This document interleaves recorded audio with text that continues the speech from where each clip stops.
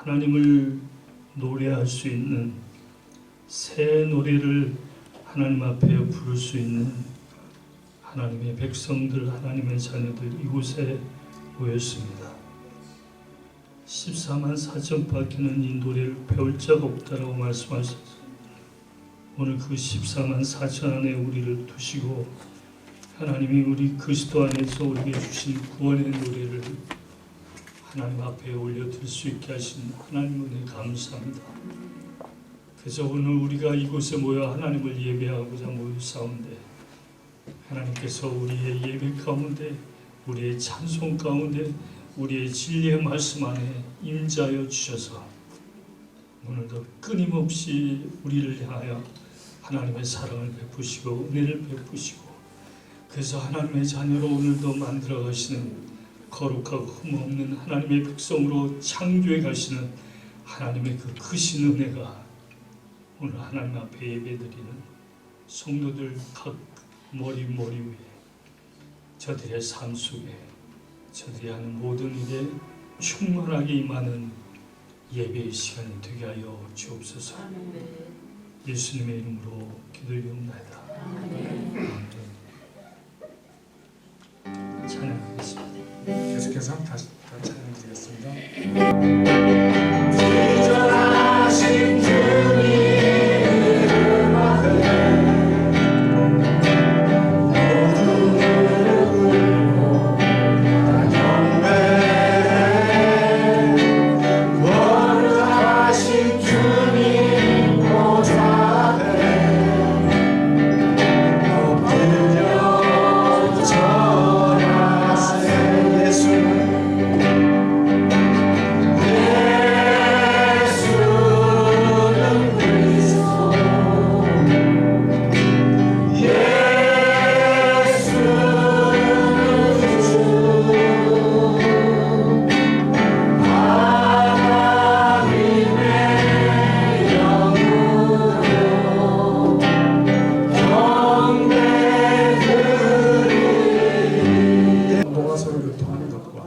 죄를 사하여 주시는 것과 몸 다시 사는 것과 영원히 사는 것을 믿사옵나이다.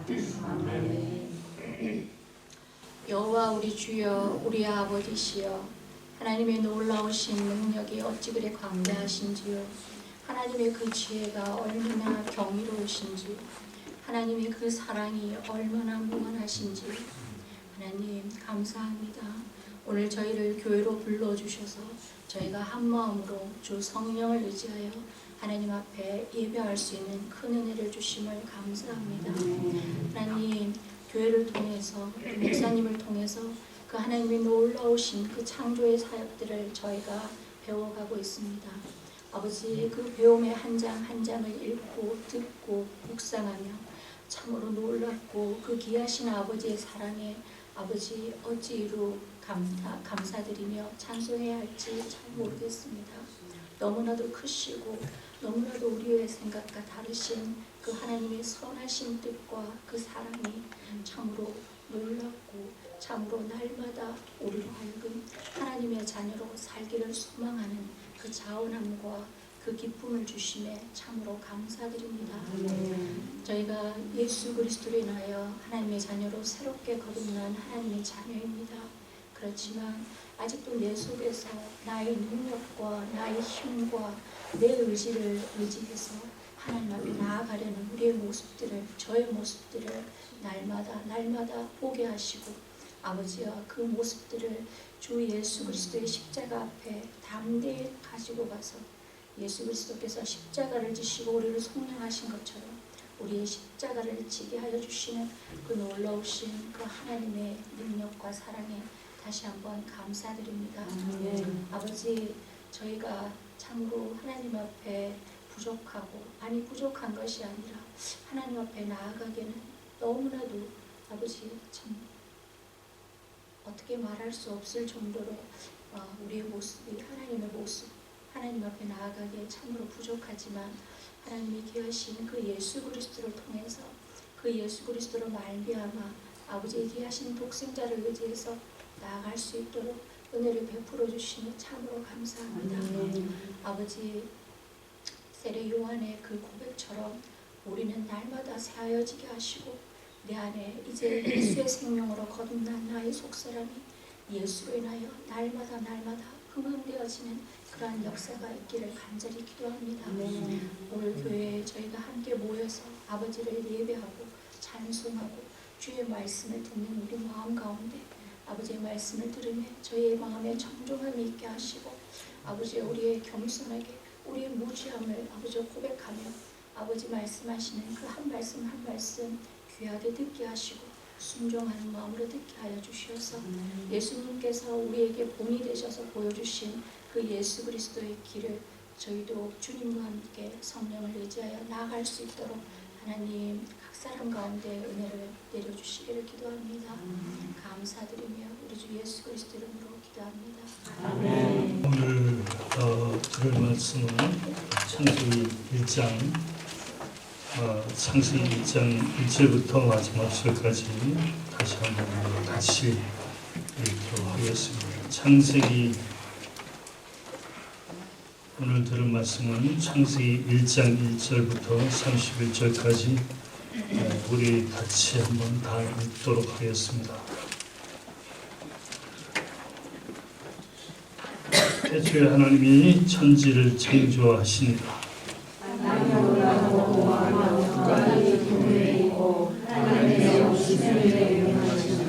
하나님이 이르시되 빛이 있으라 하시니 빛이 있었고 빛이 하나님의 보시기에 좋았더라. 하나님이 빛과 어둠을 나누사 하나님이 빛을 낮이라 부르시고 어둠을 밤이라 부르시니라. 저녁이 되고 아침이 되니 이는 첫째 날이니라. 하나님이 이르시되 물 가운데 궁창이 있어 물과 물로 나뉘라 하시고 하나님이 궁창을 만드사 궁창 아래의 물과 궁창 위의 물로 나누게 하시니 그대로 되니라. 하나님이 궁창을 하늘이라 부르시니라. 저녁이 되고 아침이 되니 이는 첫째 날이니라. 하나님이 이르시되 천하의 물이 한 곳으로 모이고 묻이 드러나라 하시니 그대로 되니라. 하나님이 묻을 땅이라 부르시고 모인 물을 바다라 부르시니 하나님이 보시기에 좋았더라. 하나님이 이르시되 땅 풀과 씨 맺는 채소와 각기 종류대로 씨 가진 열매 맺는 나무를 내라 하시니 그대로 되어 땅이 풀과 각기 종류대로 씨 맺는 채소와 각기 종류대로 씨 가진 열매 맺는 나무를 내니 하나님이 보시기에 좋았더라. 저녁이 되고 아침이 되니 이는 셋째 날이니라. 하나님이 이르시되 하늘의 궁창에 광명이 될 수 있어 낮과 밤을 나뉘게 하고 그것들로 진도와 별들과 달과 해를 주게 하라. 또 광명체들이 하늘의 궁창에서 땅을 비추라 하시니 그대로 되니라. 하나님이 큰 광명체를 만드사 큰 광명체로 밭을 주관하게 하시고 작은 광명체로 강을 주관하게 하시니 또 별들을 나누시고 하나님이 그것들을 하늘의 궁창에 두어 땅을 비추게 하시매 낮과 밤을 주관하게 하시고 빛과 어둠을 나뉘게 하시니 하나님이 보시기에 좋았더라. 저녁이 되고 아침이 되니 이는 넷째 날이니라. 하나님이 이르시되 물들은 생물을 번성케 하라. 땅이 하늘의 중생장에 생각하라 하시고 하나님이 그 큰 바다 짐승들과 물에서 번성하여 움직이는 모든 생물을 그 종류대로 날개 있는 모든 새를 그 종류대로 창조하시니 하나님이 보시기에 좋았더라. 하나님이 그들에게 복을 주시며 이르시되 생육하고 번성하여 여러 나라들에 충만하라. 새들도 땅에 번성하라 하시니라. 저녁이 되고 아침이 되니 이는 다섯째 날이니라. 하나님이 이르시되 많은 생물을 그 종류대로 내되 가축과 비는 것과 땅의 짐승을 종류대로 내라 하시니 그대로 되니라. 하나님이 땅의 짐승을 그 종류대로 가축을 그 종류대로 땅에 기는 모든 것을 그 종류대로 만드시니 하나님이 보시기에 좋았더라. 하나님이 이르시되 우리의 형상에 따라 우리의 모양대로 우리가 사람을 만들고 그들로 바다의 물고기와 하늘의 새와 가축과 온 땅과 땅에 있는 모든 것을 다스리게 하시고 하나님이 자기 형상 곧 하나님의 형상대로 사람을 창조하시되 남자와 여자를 창조하시고 하나님이 그들에게 복을 주시며 하나님이 그들에게 이르시되 생육하고 번성하라. 통하여 땅에 충만하라. 땅을 정복하라. 바다의 물고기와 하늘의 새와 땅에 움직이는 모든 생물을 다스리라 하시니라. 하나님이 이르시되 내가 온 지면에 씨 맺는 모든 채소와 씨 가진 열매 맺는 모든 나무를 너희에게 주노니 너희의 먹을 거리가 되리라. 또 땅의 모든 짐승과 하늘의 모든 새와 생명이 있어 땅에 있는 모든 것에게는 내가 모든 푸른 들과 돌로 주시리라. 그대로 되리라. 하나님이 지으신 그 모든 것을 보시니 보시기에 심히 좋았더라. 저녁이 되고 아침이 되니 이는 여섯째 날이니라. 아멘. 우리는 계속해서 지금 창세기 1장에 있는 하나님께서 만드신 첫 창조에 대해서 말씀을 나누고 있습니다. 계속해서 제가 여러분들에게 말씀을 드리지만 첫 창조는 그저 첫 창조로 끝나는 것이 아니라 하나님께서는 첫 창조를 통해서 재창조를 바라보시고 첫 창조를 하셨다라고 말씀을 드렸습니다.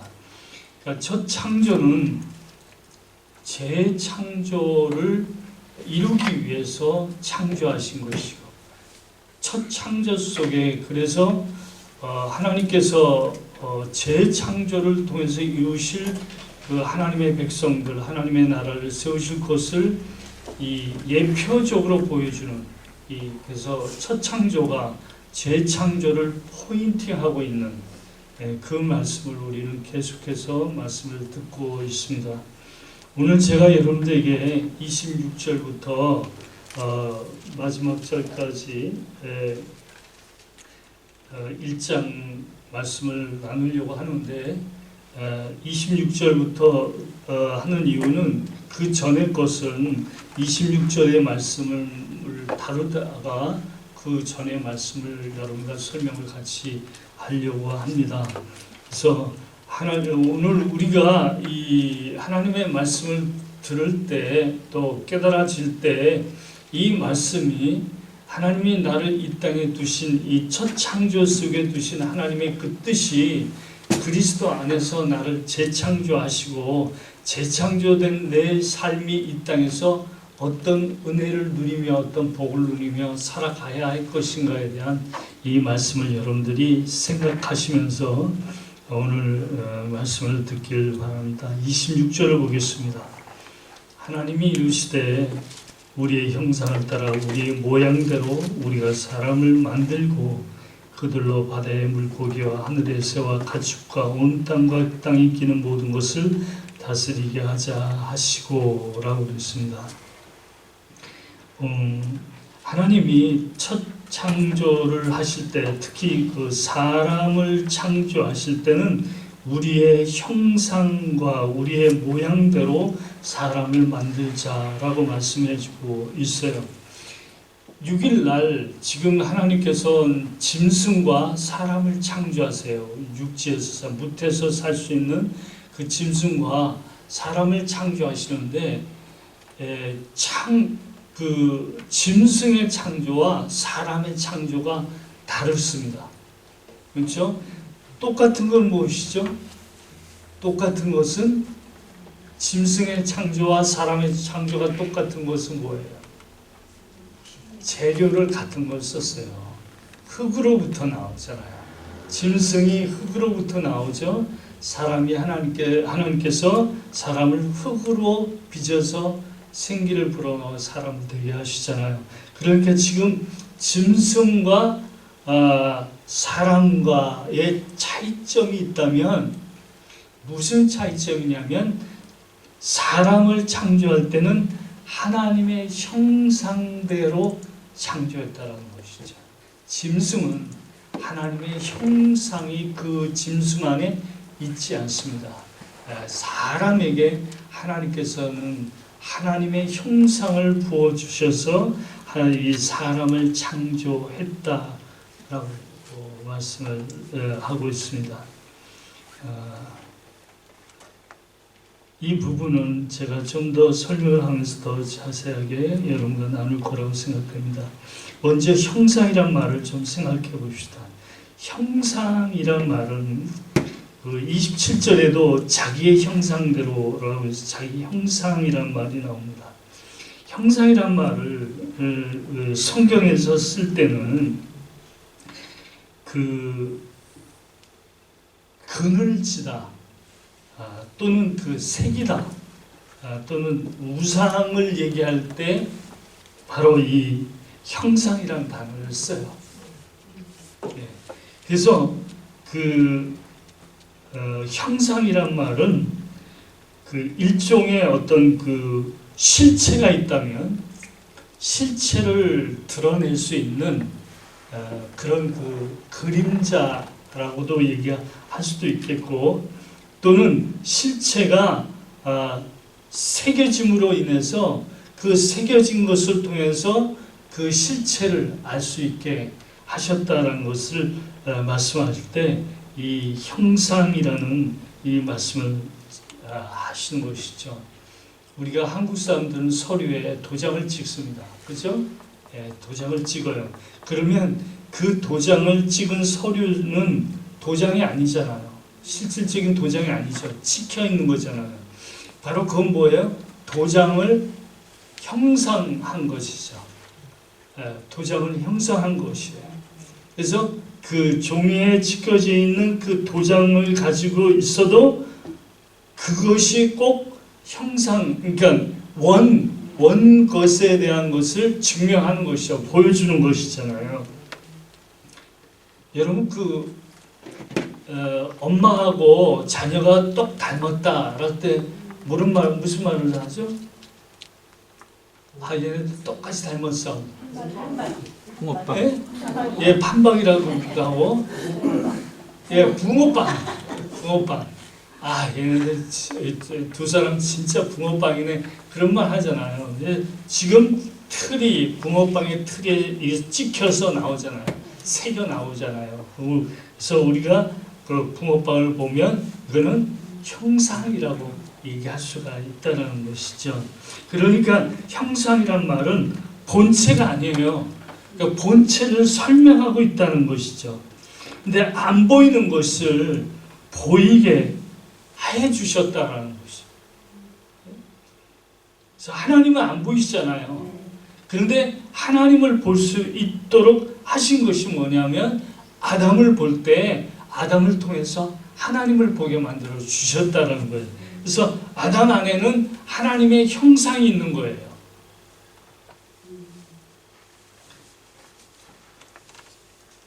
우리가 2장에서 사람을 만드실 때 어떻게 만드셨는지 부분을 우리가 생각해 보겠지만, 아담을 흙으로 빚으시고 거기다 생기를 불어넣잖아요. 그렇죠? 생기를 불어넣어서 사람이 되었다라고 했어요.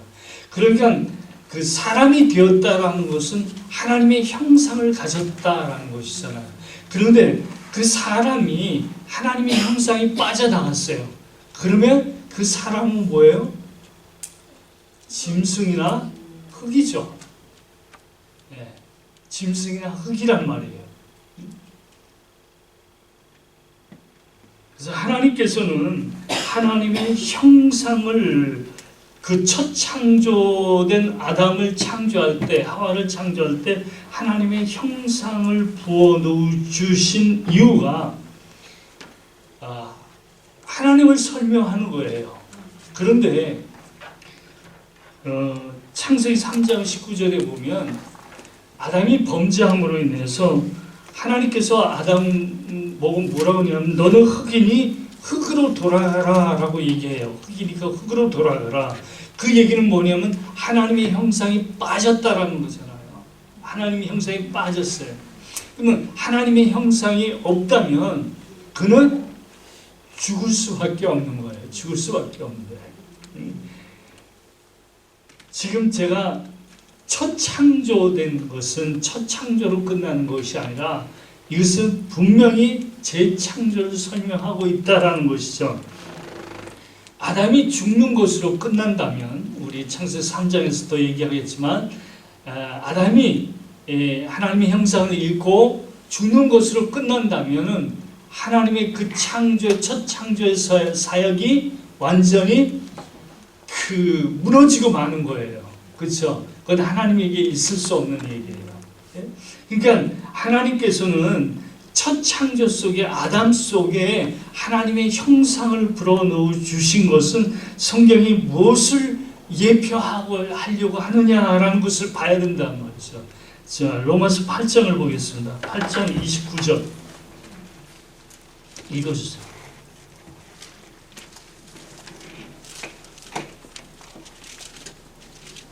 하나님이 미리 하신 자들을 또한 그 아들의 형상을 본받게 하기 위하여 미리 정하셨으니 이는 그로 많은 형제 중에 맏아들이 되게 하려 하시니 하나님께서 아들의 형상을 본받게 하기 위하여 하나님께서는 하나님이 정하신 하나님의 백성들을 창조해내신다, 재창조하신다라고 말씀하셨습니다. 그러니까 지금 첫 창조 아담 속에 하나님의 형상을 불어넣으신 것은 무엇을 포인팅하고 있냐면 예수 그리스도로 말미암아 하나님의 형상을 잃어버린 이 사람들에게 예수 그리스도의 형상을 그 속에 집어넣기는 거예요. 예, 그래서 예수 그리스도의 형상을 갖게 된다라는 것은 무엇을 얘기하냐면 이제는 그 죽은 아담에게 속하여 있는 것이 아니라 예수 그리스도 그 마지막 아담으로 오신 둘째 사람으로 오신 예수 그리스도에게 속해서 하나님의 나라의 백성이 되고 하나님의 아들이 된다라고 말씀을 해주시는 것이죠. 고린도후서 3장 18절을 보겠습니다. 읽어주세요.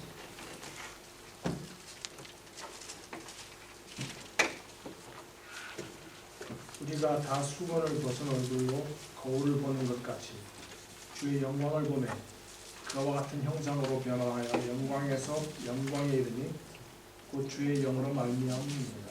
예, 예수 그리스도 성령이 오늘 우리에게 오시는 이유는 내 안에 예수 그리스도의 형상을 갖게 하기 위해서라고. 예? 고린도서 3장 10절도 새 사람을 입었으니 이는 자기를 창조하신 이의 형상을 따라 창조하신 이의 형상을 따라 지식에까지 새롭게 하심을 입은 자니라 라고 되어 있어요. 그러니까 하나님께서 우리를 구원하신다라는 것은 예수 그리스도의 형상을 우리에게 주어지는 거란 말이에요. 그래서 우리가 예수 그리스도의 형상을 갖게 되면 우리 안에 하나님을 인지하는, 그 다음에 하나님과의 관계 속에 들어가게 된다는 거예요. 첫 번째 아담이 하나님께서 하나님의 형상을 그에게 준 것은 하나님을 알고 하나님을 인지하고 하나님과의 관계 속에서 생활할 수 있도록 하신 거잖아요. 짐승은 하나님께서 하나님의 형상을 부여해 준 게 아니에요. 그들은 하나님과 교제할 수 있는 존재가 아니라고요. 그죠? 짐승들은 그냥 사람들을 위해서 주어진 것 뿐이에요. 그러니까 하나님께서 아담에게 하나님의 형상을 보여주신 것은 하나님의 형상으로 말미암아 하나님을 알 수 있어야 되잖아요. 그리고 하나님을 알 뿐만 아니라 하나님과의 그 교제 속에 들어갈 수 있는 것이잖아요. 그런데 아담의 범죄로 말미암아 하나님에 대한 이제 형상을 잃게 되고 하나님에 대한 지식을 잃게 되고 하나님과의 교제가 관계가 끊어져 버리고 마는 거예요. 그런데 하나님께서는 이제 예수 그리스도 두 번째 아담을 통해서 예수 그리스도를 통해서 하나님께서 미리 아신 자 예정된 하나님의 백성들을 그 속에 예수 그리스도의 형상을 부어주시는 거예요. 그래서 형상으로 말미암아 이제는 하나님을 알게 되는 거고 하나님과 깊은 교제 속에 우리가 들어가게 되는 거죠.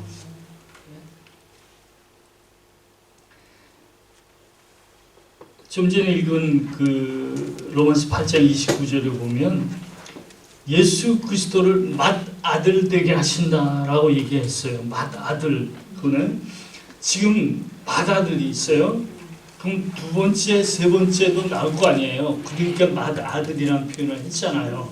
그렇죠? 그러면 맏아들과 둘째는 같아요, 달라요? 같아야 되죠. 다를 수가 없잖아요. 계속해서 줄줄이 나오면 다 그 둘째, 셋째, 넷째가 다 첫째 아들 속에 들어가 있는 것이나 마찬가지가 되는 것이단 말이에요.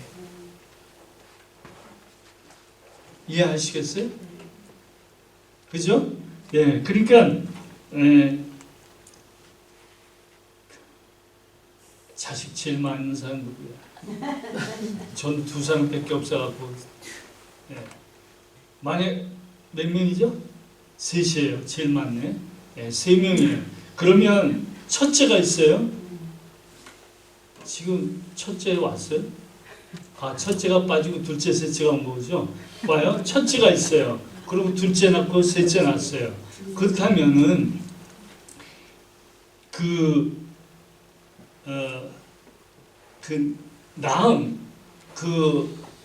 엄마 속에 첫째가 들어가고 둘째가 들어가고 셋째가 들어가잖아요. 그렇죠? 예, 본질상 다르지 않잖아요. 예, 짐승이 나오지 않잖아요. 그렇잖아요. 예, 그러니까 예수님이 맏아들 되셨다는 것은 우리도 하나님의 자식이 될 수 있다는 얘기잖아요. 예? 그러니까 사람의 존재, 오늘 우리가 예수를 믿고 믿는 우리 신앙의 그 최종적인 목적이 뭐냐면 하나님의 그 예수 그리스도의 형상을 가진 하나님의 자녀로서 성숙해가는 게 우리의 목적이고, 결국은 우리가 영원한 하나님의 나라에서 하나님의 그리스도의 형상을 가진 자로서 살아가게 된단 말이에요. 물론 우리가 아담의 범죄 이전에 에덴 동산으로 돌아가는 건 아니에요. 그런데 에덴 동산 그 범죄 이전에 아담이 가졌던 하나님과 함께 나눴던 그 관계, 하나님을 아는 그 지식, 이 모든 것이 예수 그리스도 안에서 다시 회복되어져요. 물론 이 회복되어지는 것은 아담 범죄 이전으로 돌아가는 것이 아니에요. 그보다 훨씬 더 영광스러운, 말로 할 수 없는, 그것은 예표라고 그랬잖아요. 예표. 그건 그림자예요. 실질은 뭐냐? 우리가 영원토록 하나님과 함께 그 하나님의 거하시는 세계 속에서 하나님을 알고 그분과의 신령한 교제 속에 들어가고, 그래서 그분과 함께 찬양하고 영광을 돌린 그런 삶을 살게 된다라는 것이죠. 오늘 우리 신앙생활 속에서의 어떤 감격함, 내가 예수 믿고 구원받았다라고 했을 때 그 감격함은 우리가 그전에는 그 감격을 어디서 찾으려고 노력을 했냐면 이 땅에서 나에게 주는 복과 행복으로 인해서 하나님께서 주신 그 은혜, 그걸로 인해서 우리는 우리 신앙의 목표라 할까, 기쁨이라 할까, 행복이라 할까 라는 것을 찾았잖아요. 근데 사실 성경이 우리에게 말씀해 주고 있는 것은 우리 인생에 있어서의 그런 것들이 우리 인생의 목표가 아니란 말이죠. 그러니까 우리 인생이 왜 존재하나, 내가 왜 이 세상에서 존재해야 되느냐, 그는 단 게 아니에요. 내가 내 안에 그리스도의 형상을 회복하는 거예요. 그리스도의 형상을 회복함으로 말미암아 내 안에 계신 예수 그리스도로 인해서 내가 하나님과 함께 신령한 교제 속에 들어가게 되고, 그렇게 그런 은혜를 베풀어 주신 그 하나님을 찬양하고 기뻐하고 즐거워하는 그런 삶이 오늘 우리가 예수를 믿는 믿음의 삶이라는 것이죠.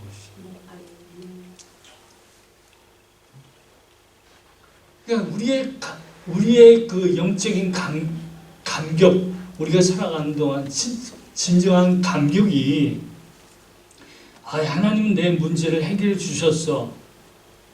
그래서 하나님이 좋고 하나님이 감격스러웠고 하는 부분이 아니라는 거죠.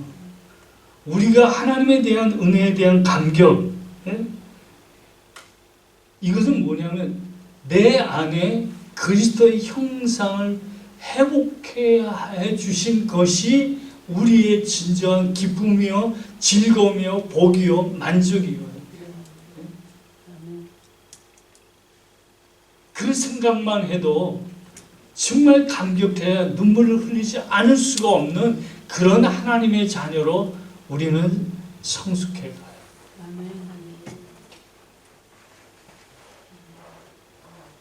많은 사람들이 간증을 하면서 많이 눈물을 흘려요. 하나님, 나는 이렇게 어려운 가운데서 하나님께서 나에게 이런 문제를 해결해 주셨어요. 그러니까 감격이 되죠. 기쁘죠. 그걸 제가 부인하는 것은 아니에요. 그런데 그 차원에서 머무는 것이 우리 신앙의 목적이 아니란 말이에요. 예?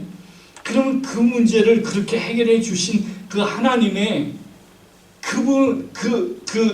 그분이 나를 그리스도의 형상을 나에게 회복시켜서 내가 하나님과 함께 생활할 수 있는, 하나님의 집에 거할 수 있는 자가 되었다라는 것이 나에게 감사와 감격함이 되고, 이걸 생각할 때마다 눈물이 흐르지 않을 수가 없어야 됩니다.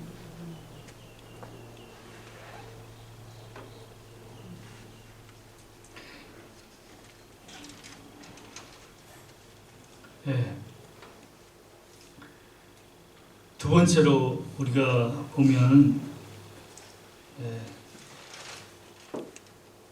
하나님의 형상대로 우리를 창조했어요. 하나님의 모양대로.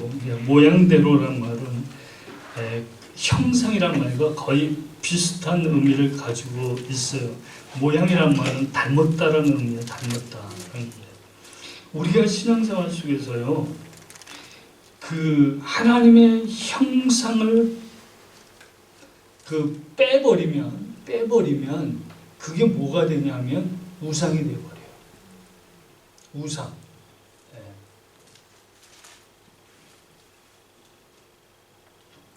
하나님께서 제2계명에 뭐라고 말씀하셨죠? 나 외에 우상을 만들지 말라 그랬잖아요. 우상을 세계 만들지 말라 그랬잖아. 왜? 거기는 하나님의 형상이 없는 거야. 거기는 하나님의 형상이 없는 거라고요. 그러니까 그것을 만들면 안 된다고요. 우리가 하나님의 말씀을 선포하고 전하고 하는 모든 것 가운데서 진리의 말씀이 아닌 하나님의 말씀이 없는 것을 전할 때 그것이 뭐냐면 우상이에요. 그게 우상이라고. 그러니까 거짓 선지자들, 거짓 교사들, 우상이에요.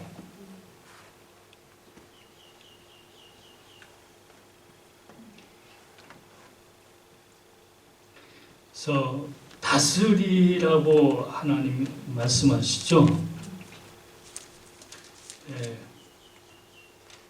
하나님께서 다스리라고 말씀하시는데, 다스린다라는 이 말은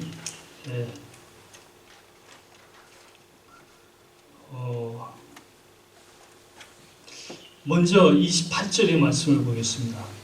하나님이 그들에게 복을 주시며 하나님이 그들에게 이르시되 생육하고 번성하여 땅에 충만하라. 땅을 정복하라. 바다의 물고기와 하늘의 새와 땅에 움직이는 모든 생물을 다스리라 하시니라 라고 말씀했어요. 그러니까 하나님께서 그들에게 복을 줬대요. 복. 복을 줬어요. 그러면 이 복이 뭐예요? 이 복은, 그렇죠. 이 복은요, 우리가 성경에 전체적으로 성경을 한마디로 말하면, 한 단어로 말하면 언약이라고 그랬잖아요. 그러니까 복은 뭐냐면 언약이에요. 언약. 언약 안에 있으면 복 받은 사람이란 말이에요. 그러니까 이 세상적인 복의 개념은 이 땅에서 누리는 것이잖아요. 근데 이 땅에서 누리는 것을 성경은 복이라고 얘기하지 않는다고요. 내가 돈 많이 벌었다는 게 복이 아니에요. 하나님이 나에게 복 주었다라고 그런 말 하면 안 돼요. 예? 그리고 돈을 없는 사람은 하나님께 복을 못 받은 사람입니까? 저주받은 사람이 아니잖아요. 예? 그러니까 가난한 것은 저주다라고 얘기하는 얘는 진짜 이건 더 이상 얘기 안 하겠습니다. 예. 그러니까 이게 복이라는 개념은 성경이 말하는 복은 그리스도의 형상을 회복한 사람, 그것이 복된 사람이란 말이에요. 그것이 복된 사람이에요. 하나님의 언약 아래에 있는 자들이 복된 사람이라고요.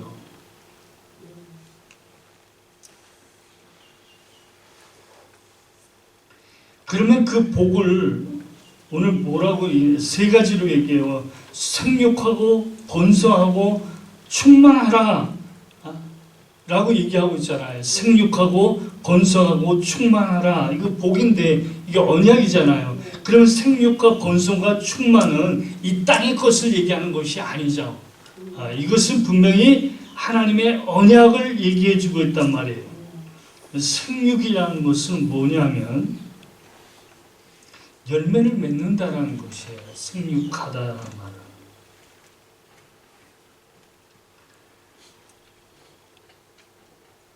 다시 말하면 우리가 재창조 속에서 얘기할 때면 예수 그리스도를 잉태하는 것, 갖게 되는 것을 우리는 생육이라고 얘기하는 거예요. 밭에, 좋은 밭에 한 알의 씨가 떨어지잖아요. 그렇죠? 그 밭에 예수 그리스도가 떨어진다고요. 그렇죠? 그러면 그 밭은 예수 그리스도를 갖게 되는 거잖아요. 갖게 되는 거예요. 그러면 앞으로 열매도 나오고 풍성하게 될 거예요. 이게 생육이란 말이에요.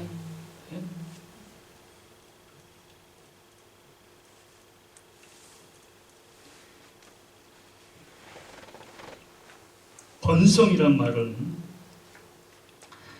물론 많아지는 것을 번성이라고 얘기해요. 근데 단순히 숫자적으로 많아진다라는 것을 얘기하는 게 아니라 그 많아짐의 속에서 더 중요한 의미는 완성이에요. 완성. 네. 생육하고 번성하라라는 것은 하나의 완성의 의미를 갖는 거예요.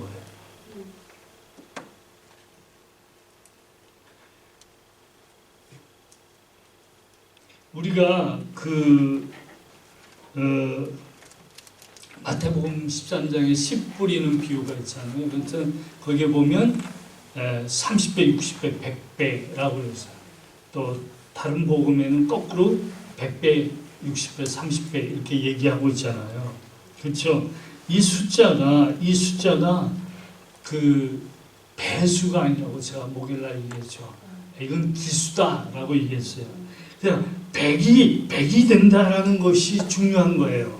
예, 그러니까 100이라는 말은 많다라는 개념보다는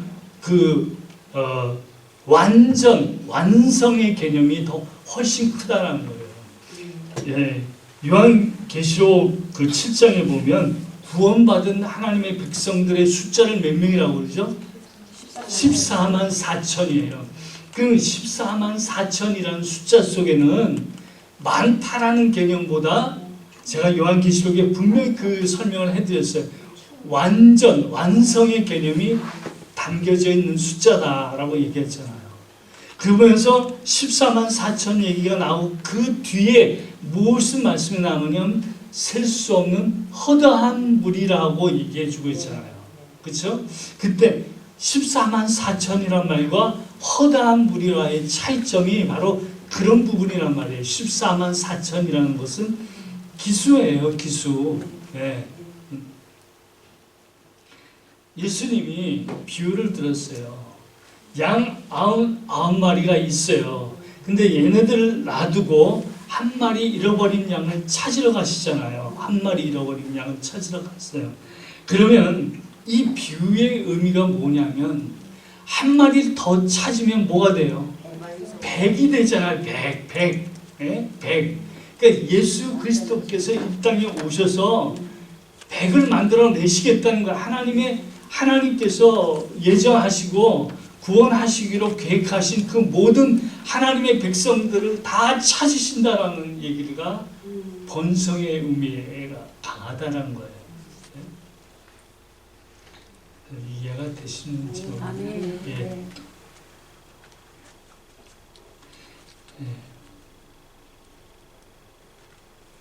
그 아브라함이 이삭을 낳습니다. 몇 살에 낳아요? 100살에 낳아요. 근데 하나님이 글쎄 뭐 자세하게 하나님 마음을 알 수는 없겠지만 왜 100살에 낳겠을까?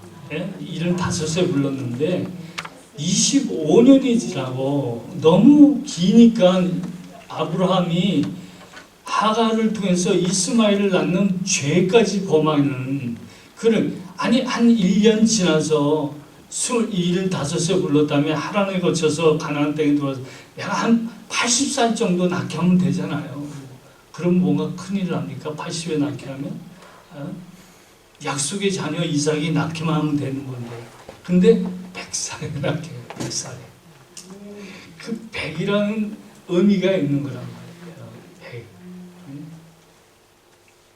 그러니까 하나님께서 번성하게 하셨다라는 의미를 그냥 많다라는 의미가 아니라는 것. 그 다음에 충만이라는 말이 나오잖아요. 생육하고 번성하고 충만하라라는 말입니다.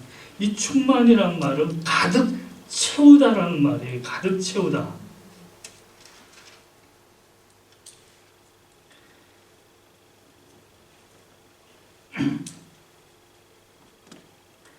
창세기 15장 5절에 보면 아브라함을 밤에 데리고 나가서 하늘을 보게 하고 별을 보게 합니다. 뭐라고 얘기해요? 하나님이 내 자손을 별과 같이 많게 하겠다. 이게 충만이란 말이에요. 이게 충만이에요.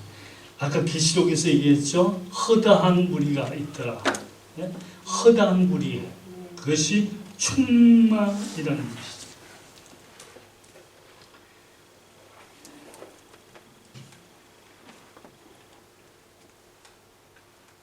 그래서 오늘 우리가 개인적으로 우리가 하나님 앞에 충만하다라는 표현을 하시잖아요.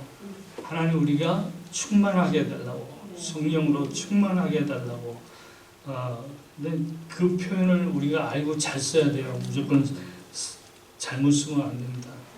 그러니까 충만하게 해달라고 했을 때는 우리 안에 예수 그리스도의 씨로 말미암아 생육되어졌잖아요. 그리스도의 형상이 우리 가운데 생기게 됐잖아요. 하나님 부어주셨잖아요.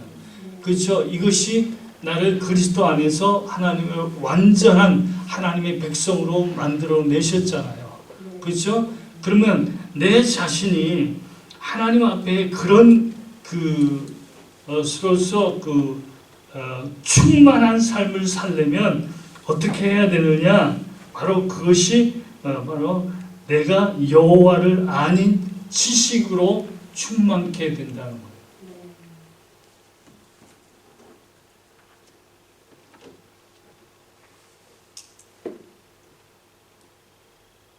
이건 개인적인 부분이란 말이에요. 개인적인.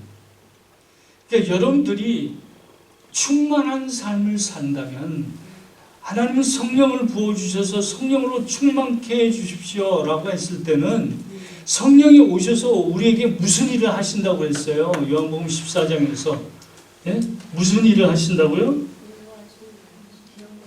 기억나게, 예수님의 말씀을 기억나게 해주신다 라고 얘기했잖아요. 그러면 성령이 우리 안에 충만한 역사 하신다는 게 뭐예요?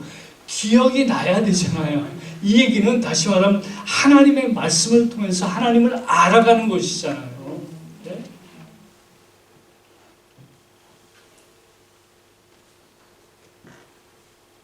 그러니까 개인적으로 오늘 우리가 충만된 삶을 살아가는 것은 내가 그리스도의 형상을 가진 자로서 하나님과의 관계, 깊은 관계 속에 들어가는 것이 충만해요.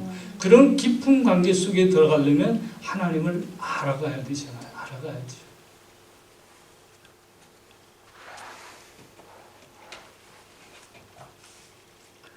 뿐만 아니라 충만하다라는 것은 내가 채워진다면 내가 채워진 것으로 끝나는 것이 아니라 이 채워짐이 흘러나가게 돼 있어요. 흘러나가게 돼 있어요. 그렇죠? 예? 그러니까 이 충만이라는 개념 속에는 서로 영향을 주어서 하나로 채워지는 개념이 있단 말이에요. 그러니까 교회라는 것은 혼자가 아니잖아요. 두세 사람이 내 이름으로 모이는 곳에 내가 함께 하겠다고 했잖아요. 그렇잖아요? 그렇다면 교회는 다수예요. 다수.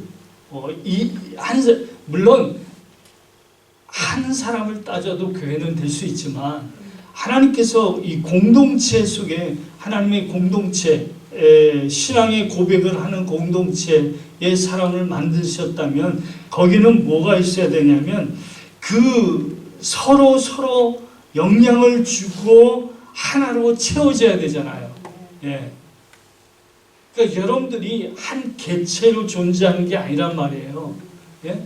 한 개체가 아니라 여러분들이 서로 엮여서 하나가 되는 것이란 말이에요. 예?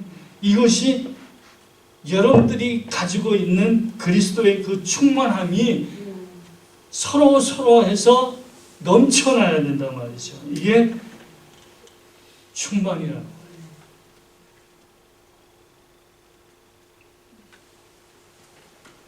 그러니까 우리 언약교회가 이제 그런 교회가 될 수 있으면 좋겠어요. 그래서 내가 안 하나님, 내가 그리스도를 말미암아 내가 그 그리스도의 형상으로 말미암아 여호와를 아는 지식이 내게 주어지고 하나님과의 깊은 교제 속에 내가 들어가면 들어갈수록 나 혼자의 만족이 아닌 내 안에서 흘러넘쳐서 식구들에게 넘칠 수 있어요.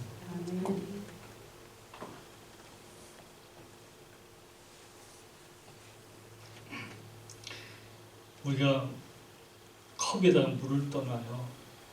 그렇죠? 한 컵을 제가 땅 하고 때렸어요.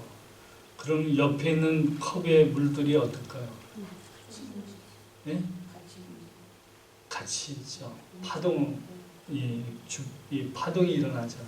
다 컵 속에 있는 물들이 파동이죠. 같은 주파수면 이 파동이 같으면요 공명이 일어나서요 엄청난 힘을 발휘해요. 거기는요.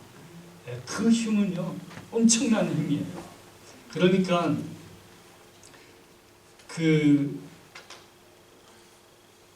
이 성악을 하는 사람들이, 소프라노를 하는 사람들이 그 높은 음을 낼 때 유리창이 깨진다고 그러잖아요.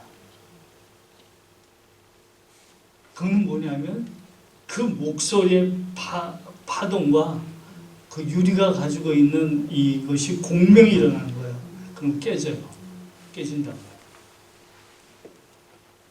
그렇구나. 우리 물리학도가 있으니까 이걸 분명하게 증명해 줄 수 있어요. 네? 오늘 우리가 교회라는 것이 그래야 된다는 거예요. 모두 다 지금 같은 주파수를 갖고 있잖아요. 파동을 갖고 있잖아요. 그렇죠? 이 파동이 서로 만나면 싸우는 게 아니라 이 파동이 훨씬 커진단 말이에요. 네? 만약 내가 10데시벨이라면 맞나요? 표현이? 데시벨? 네. 내가 10데시벨이라면 둘이 만나면은 20데시벨이 되는 거잖아요. 셋이면 30데시벨. 그러면 아니지. 정비례가 되는 게 아니죠. 반비례, 이게 더 몰라. 하여튼 간에 훨씬 더 커지잖아요. 그 폭발력이라는 게 굉장할 거 아니에요. 네? 그게 아마 원자탄의 원리가 아닌가 이렇게 생각이 돼요. 네, 오늘 우리가 하나님 앞에서 충만한 삶을 살아가는 때에 교회는 정말 하나님의 그 말씀으로 서로가 충만하게 얽혀진다는 거예요. 그래서 우리의 묵상은 그냥 나만의 묵상이 아니고 그냥 내가 받은 하나님 은혜를 나누는 정도가 아니고 우리의 묵상은 서로의 공명을 일으켜서 정말 말씀 속에서 만난 하나님으로 충만해지는, 그냥 그래서 이게 폭발이 일어나는. 28절 하나님이 그들에게 복을 주시며 하나님이 그들에게 이르시되 생육하고 번성하여 땅에 충만하라, 땅을 정복하라. 충만하고 그 다음에 땅을 정복하라 라고 얘기했어요. 그리고 다스리라 라고 했어요. 정복하고 다스리라 라고 얘기했어요. 우리가 정복하고 다스리기 전에, 이 말씀 나누기 전에 그 하나님께서 남자와 여자를 만드셨다라고 얘기하죠. 그러면 하나님께서 남자와 여자를 만드셨는데, 그러면 왜 하나님은 남자와 여자를 만드셨는가라는 부분들을 좀 우리가 생각해 보고 했으면 좋겠어요. 여자라는 것은요,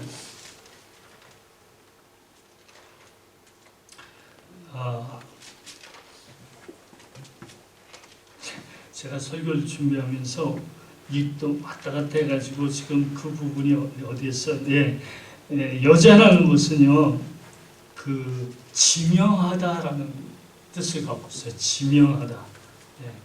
또는 저주하다라는 뜻을 갖고 있어요. 그래서 여자는 남자를 만나야만 돼요. 하나님께서 그렇게 만드셨어요. 남자를 만나면 지명한 자가 되는 거예요. 지명한 자가 돼요. 못 만나면, 지명을 받지 못하면 어떻게 돼요? 저주받겠죠. 그렇죠? 그게 마태복음 25장의 열처녀의 비유예요. 열처녀가 지금 5이 주님을 만나잖아요. 그렇죠? 그리고 5은 주님을 못 만나요. 그러니까 5은 남자를 만났잖아요. 남자를 만났기 때문에 지명됐잖아요. 그 호명됐잖아요. 근데 5은 남자를 못 만났기 때문에 천국에 들어가지 못하잖아요. 그렇죠? 그 처음에 만들어진 첫 창조의 사람 속에, 여자와 남자 속에 우리는 재창조를 포인팅하고 있어야 되잖아요. 그래서 여자는 재창조 언약 속에서 누구를 얘기하는 거죠? 교회예요. 교회. 여자는 교회예요. 성도들이에요. 성도들. 그러니까 교회는, 성도들은 예수님, 남자를 못 만나면요 저주예요. 저주. 그러니까 남자를 만나면, 예수님을 만나면 그는 지명된 자가 되는 거예요. 지명된 자가 되는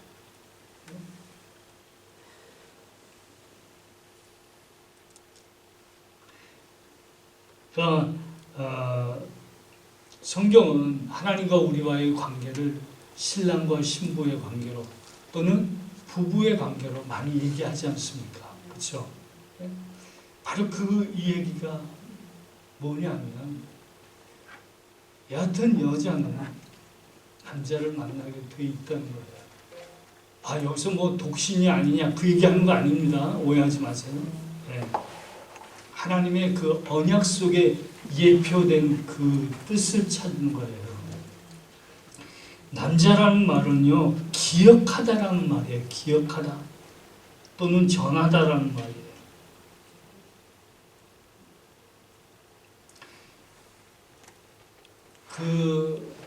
하나님께서 아브라함에게 할례를 하도록 하셨죠. 왜 했어요? 언약의 백성임을 기억하는 거예요. 기억. 그렇구나. 나는 하나님이 우리를 택한 하나님의 백성이구나, 하나님의 자녀구나 하는 건 기억하라는 것이잖아요. 그렇죠? 희생제사에서 수컷을 드리죠. 수컷, 남자. 무슨 제사는 뭐예요? 하나님의, 우리가 신약적으로 표현하면 하나님의 구원하심을 기억하는 거잖아요. 예표적으로 보여주는 것이 제사잖아요. 그렇죠? 그래서 남자는 씨를 갖고 있어요. 씨를 갖고 있고 여자는 밭이에요. 밭. 그래서 남자는 씨를 갖고 있어요. 예수님이죠. 예수님이 씨앗이잖아요. 씨잖아요. 좋은 밭에 심겨진 씨잖아요. 그래서 하나님께서 좋은 밭으로 만들어 놓으시잖아요. 여자를 하나님께서 그 예수 그리스도의 씨를 받을 수 있는 좋은 밭으로 만드시잖아요. 그런데 남자가 기억을 하지 못해요. 망각해버리면 어떻게 되냐? 그게 죄라는 겁니다. 죄. 하나님의 언약을 아담하고 합니까? 하와하고 합니까? 하와는 왜 안 했어요? 하와하고는 왜 안 해요? 예, 우리 그 부분에 가서 우리 더 얘기하겠습니다. 그러니까 하와는 사실 그 남자 속에 들어가 있는 거랑 마찬가지예요. 그래서 하나님께서 언약을 아담하고 맺어요. 그런데 그 언약을 기억하지 못해. 잃어버려. 그러니까 하나님의 형상을 가진 자기의 존재를 잃어버리고 마는 거야. 이게 죄라는 거야. 이게 죄예요. 여러분 생활 속에서 윤리와 도덕적인 죄를 범하죠. 그렇죠? 그게 그것도 죄예요. 그런데 좀 더 그 죄를 근본적으로 따지고 올라가면, 여러분 내가 하나님의 형상으로 그리스도의 형상을 가지고 있다는 사실에 대해서 기억을 안 하는 거예요. 기억을 안 하는 거예요.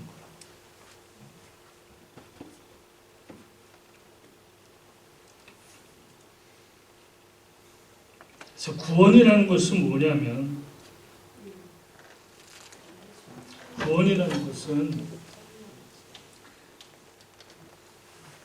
그 진짜 아버지, 그 영혼의 그 실체를 기억해내는 것이에요. 그래서 좀 전에 말씀드린 대로 성령이 오셔서 예수님이 하신 말씀을 기억하게 하신다는 거예요. 기억하게 하는 거예요. 이 기억한다는 것이 굉장히 중요한 말씀이라니까.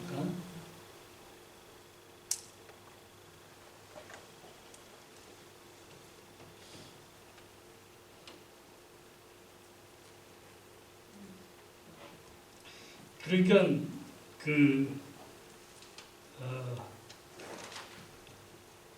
우리가 하나님께서 남자와 여자를 만드셔서 첫 창조 아담과 하와를 만드셔서 이제 둘을 결혼을 시킵니다. 근데 그렇게 하시는 이유가 뭐냐면, 그들을 남자와 여자를 만드실 때 하나님의 형상을 부어주시고 하나님 모양대로 만드신 그 목적이 결국은 이것이 예수 그리스도를 그대로 예표하고 있잖아요. 성경이. 그래서 우리가 신부된 우리가 예수 그리스도 남자에게 속해야 구원을 받을 수 있는.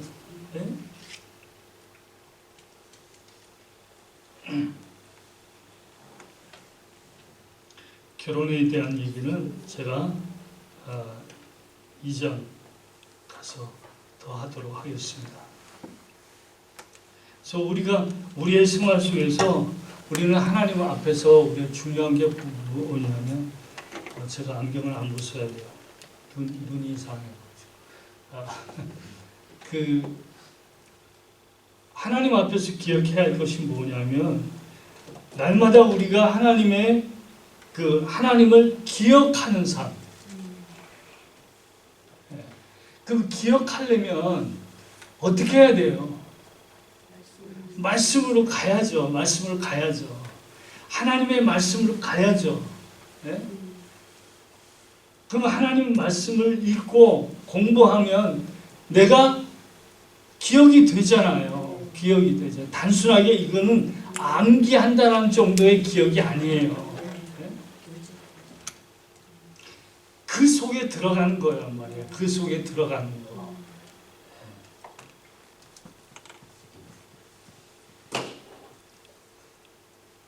제가 우리 이정희 집사님이랑 무슨 약속을 했어. 10년 후에 우리가 뭐 그 무슨 얘기를 이 얘기는 이 집사님하고 안 돼. 우리 조 집사님하고 약속을 했어요. 10년 후에 우리 어디에서 만나자. 네, 그런 약속을 했어요. 그렇다면 조 집사님은 계속해서 저도 그렇고 기억하고 있어야 되잖아요.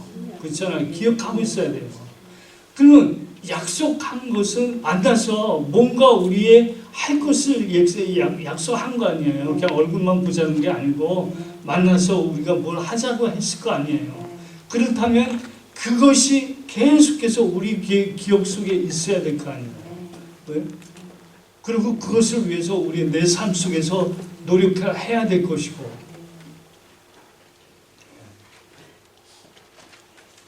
하나님을 우리가 늘상 우리가 기억하는 하나님이 우리에게 한 약속들이 얼마나 많아요. 그 많은 약속들을 우리는 몇 개나 기억하고 있냐고요. 하나님이 이 66권 속에서 우리에게 수없이 많이 한 약속들 그 중에 몇 개를 기억하냔 말이에요.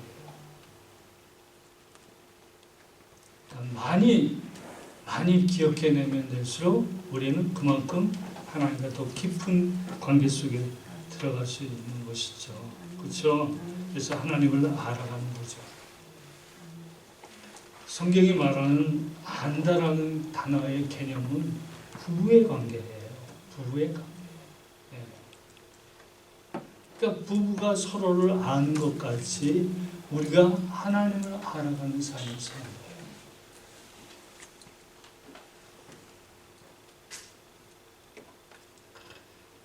28절에 하나님이 그들에게 복을 주시며 하나님이 그들에게 이르시되 생육하고 번성하여 땅에 충만하라 땅을 정복하라 라고 땅을 정복하라 말씀하셨어요. 정복하란 말은요 사람에게 준 복이에요. 그죠? 네, 이건 짐승에게 너희들 정복해 라고 말하지 않아요. 사람에게 주었어요. 정복하라라고 얘기했어요. 그러면 아담과 하와가 뭘 정복할까요? 다 자기 땅인데 뭘 정복해?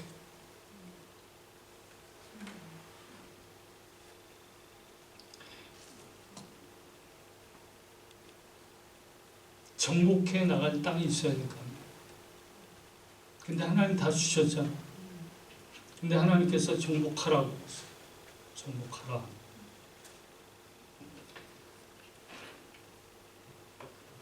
우리가 그 가나안의 그 이스라엘 백성들이 가나안 땅을 정복하잖아요. 네, 가나안 정복해요.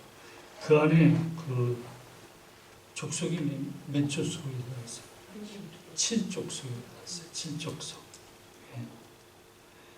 그러니까 하나님께서 가나안 땅을 정복하라고 했을 때 그들이 7족속들을 몰아내야 돼요. 몰아내야 돼요. 근데 재밌는 것은 뭐가 재밌냐면 여호수아 1장에 보면 땅을 정복하라고 얘기하면서 너 강하고 담대하라. 내가 이 땅을 너한테 줄 테니까 두려워하지 말고 정복하라. 그러면서 뭐라고 그러냐면 율법을 지키라. 말씀을 묵상하라. 이게 정복하고 무슨 관계가 있냐? 네? 말씀을 묵상하고 율법을 지켜 행하는 것이란 말이에요. 네? 이게 정복이라니까. 이게 정복이에요. 이게 실질적으로 물론 여호수아가 이스라엘 군대들과 칠족속과 싸워서 다 쫓아내죠.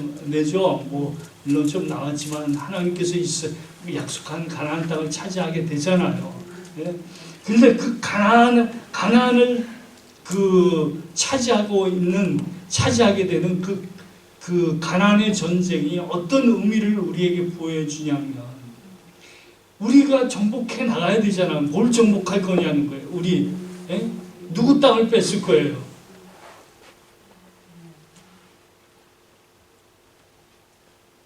물론 과거에 성경학자들이 이걸 문화명령이라고 그랬어요. 그래서 기독교의 문화를 세상적으로 알리고 정복해 나가야 된다라고 했는데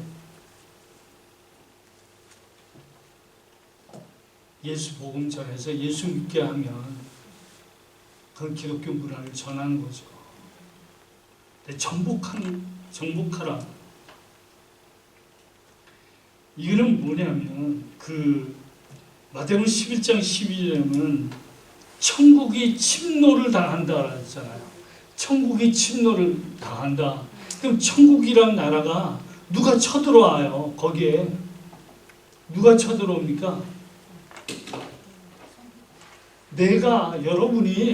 여러분들이 천국에 들어가서 천국을 뺏는단 말이에요. 천국이 침노를 당한다고. 물론 반대의 표현도 있어요. 천국이 여러분들을 침노에 들어가기도 해요. 예. 바로 이것이 정복이란 말이에요.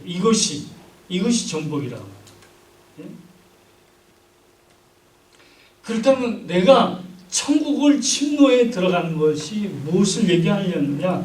물론 내가 그리스도로 말미암아 하나님의 자녀가 되고 천국 백성이 되는 것이지만 오늘 우리의 삶에 있어서요, 천국 백성으로서의 삶으로서 내가 정복해야 할 것이 뭐가 있느냐? 나죠, 나. 내 안에 있는 가나안의 7족속, 내 안에 있는 가나안의 7족속들을 점령해 가야죠. 그래서 주야로 율법을 묵상해야 되고 말씀을 알아야 되고. 왜? 내 안에 7족속이 있으니까. 예? 여호수아 1장 8절에 보면 율법을 주야로 묵상합니다. 그러면 형통한대요. 그거는 그들에게서의 형통은 전쟁에서의 승리잖아요. 그렇죠? 근데 전쟁에서 승리하기 위해서는 어떻게 하라요? 주야로 말씀을 묵상하라 이렇게 되어 있어요. 너무 재밌죠? 네. 주야로 말씀을 묵상하라. 그럼 넌 형통할 거야. 오늘 우리의 삶에 있어서 주께서 하시는 말씀이 똑같다는 거예요. 오늘 너 주야로 말씀을 묵상해. 율법을 주야로 묵상해. 그럼 너는 형통해. 이건 뭐야? 넌 이겨낼 수 있어. 정복할 수 있어. 뭘 정복해요? 내 안에 있는 가나안의 7족속들. 그래서 내 안에 그리스도의 형상으로 바뀌어진 내가 예수님의 통치를 잘 받는 하나님의 나라의 백성으로서 살아가는 삶이 이게 복된 삶이라고 얘기해주고 있는, 이게 복이다 하는 거예요. 이게 복이다. 다스리라고 그랬어요. 왕이 백성을 다스리는 거잖아요. 베드로전서 2장 9절 시작.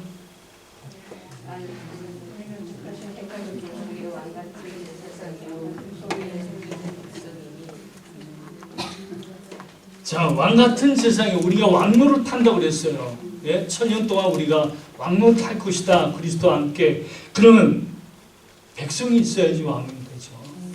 그렇잖아요? 그럼 왕노릇 한다는 게 뭐예요?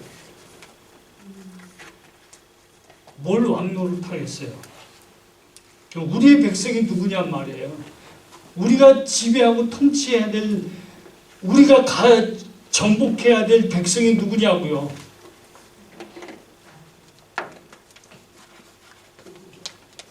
우리의 이웃들, 우리 이웃들, 네. 복음을 전해야 될 사람들. 우리는 왕 같은 제사장, 우리가 왕이라면 왕 노릇하는 우리의 왕 노릇이 누구를 지배하고 다스린다는 것이 아니라 아직까지 예수 그리스도를 왕으로 섬기지 못하는 자들에게 하나님의 복음을 전하는, 예수 그리스도의 복음을 전하는 그 사람들이 왕 같은 자라고요. 왕 같은 자야.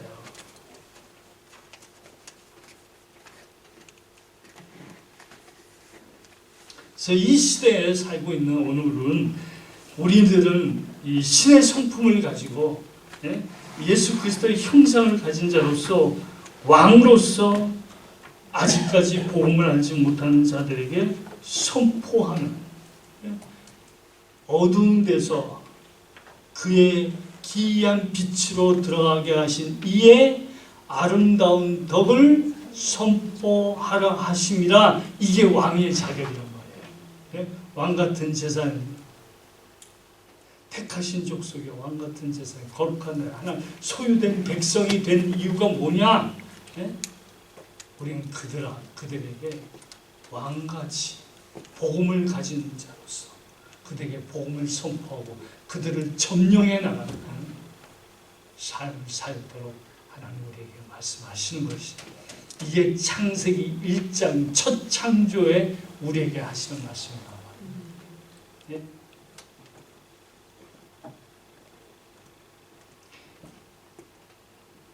그래서 첫 창조를 우리가 마무리하면서 기억해야 할 것은, 내 안에 하나님께서 그리스도의 형상을 갖게 해요. 생육하고 번성하고 땅에 충만하고 정복해 나가는 하나님의 백성으로 우리가 살아야 할 것을 오늘 첫 창조의 말씀 속에서 우리에게 하시는 말씀입니다. 이 말씀 가지고 날마다 왕 같은 제사 삶을 살아가는 여러분들 되시길 바랍니다. 기도하겠습니다. 오늘 말씀 기억하세요.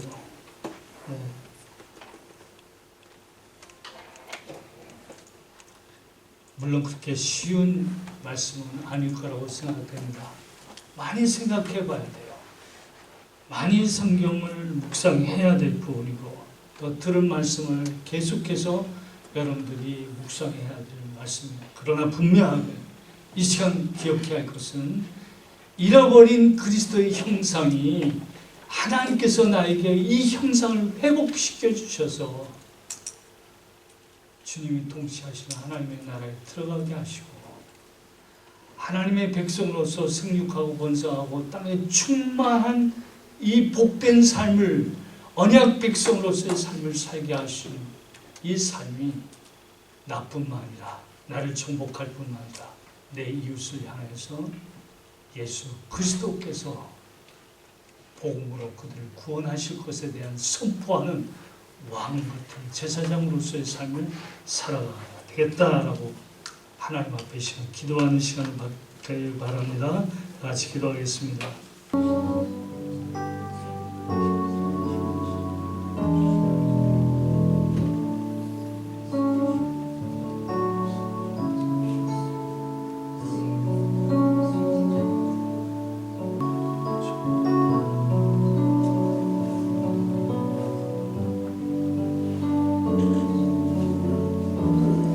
하나님 아버지, 은혜를 감사합니다. 우리는 첫 아담에 속해서 저주를 받아 죽을 수밖에 없는 죄인들이었지만, 하나님께서 이미 창세 전에 하나님의 마음속에 그리스도 안에서 우리를 구원하시고 그리스도의 형상으로 회복시켜 주실 것을 계획하시고, 때가 되어 성령으로 말미암아 우리 가운데 그리스도의 형상을 부어주셔서 하나님의 자녀가 되게 하시니 그 은혜에 감사하고 감사합니다. 하나님이 이 세상에 가장 귀한 복을 받은 자로서 오늘 우리가 생육하고 번성하여 땅에 충만한 삶을 언약의 백성으로서 살게 하여 주시옵소서.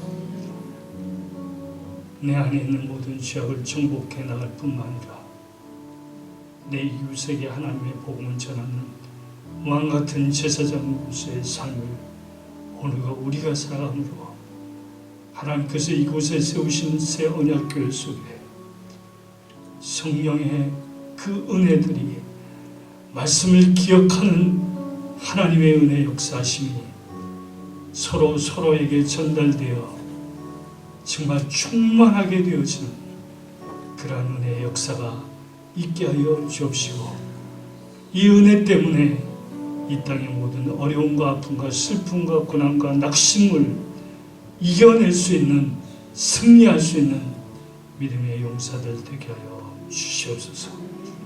예수님의 이름으로 기도드리옵나이다. 아멘. 찬송하겠습니다.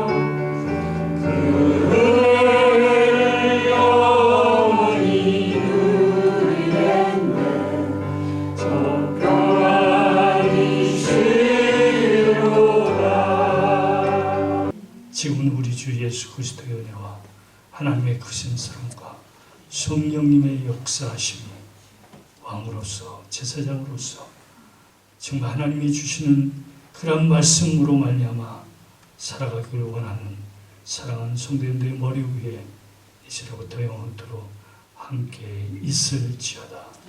아멘.